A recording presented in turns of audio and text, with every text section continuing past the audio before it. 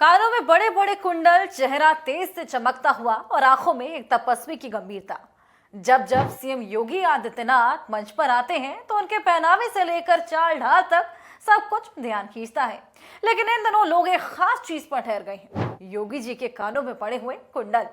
इतने बड़े और भारी झुमके जैसे कुंडल एक मुख्यमंत्री के कान में। लोगों को हैरानी हो रही है कि क्यों पहनते हैं योगी आदित्यनाथ आखिर ये कुंडल।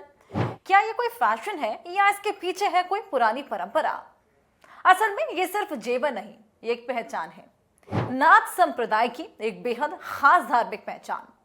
योगी आदित्यनाथ सिर्फ मुख्यमंत्री नहीं है, वो गोरखनाथ मठ के पीठाधीश्वर भी हैं, यानी कि नाथ परंपरा के एक प्रमुख गुरु।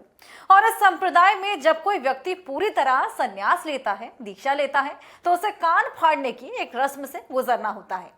ये रस्म सदियों पुरानी है। जब गुरु शिष्य को औहड़ बनाता है तो उसके दोनों ही कानों में बड़े बड़े छेद किए जाते हैं और फिर उसमें ये भारी कुंडल डाल दिए जाते हैं। इन्हें कहते हैं खनफटे योगी।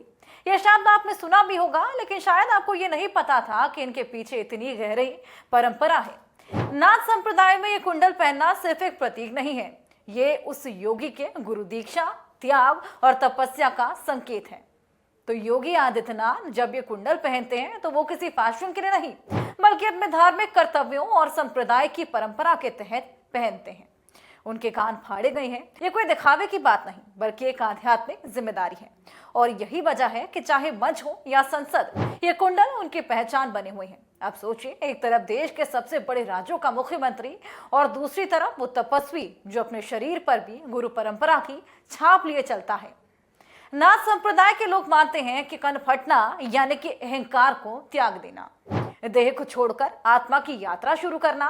और शायद यही वजह है कि योगी आदित्यनाथ के कानों के ये कुंडल आज सोशल मीडिया का ट्रेंड भले ही बन गए हो, लेकिन उनके लिए ये एक जिम्मेदारी, एक प्रतिज्ञा और एक धर्म है।